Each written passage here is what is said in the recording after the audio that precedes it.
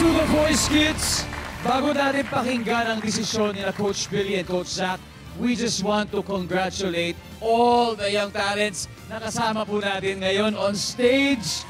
Kids, maraming salamat for giving us a great show. Thank you very much. Palakpakan po natin silang lahat. Deserve nila yan. Eto na, Coach Billy, simulan mo na.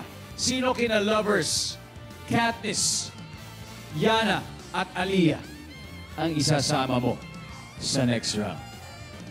Obviously, I have made my decision. Katulad ng sinasabi ko sa inyo, every time na nagme-mentoring ako or nagko-coach ako, ang pinasukan nyo ay isang competition.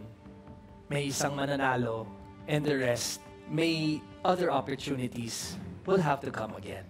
So, ang unang pangalan na makakapasok sa semis ay walang iba kundi si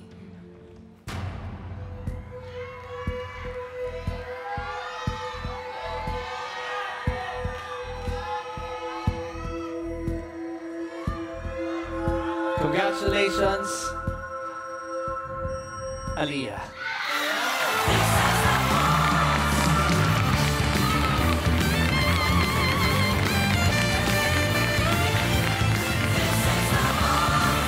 Aliyah, congratulations sa'yo.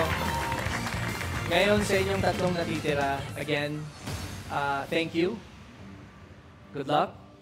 And itong susunod na sasabihin kong pangalan ay handa ka ng magpakitang gilas ulit para sa susunod na round.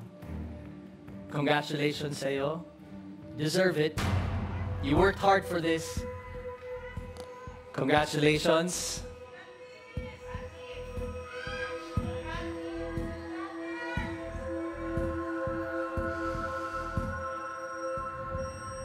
Yana.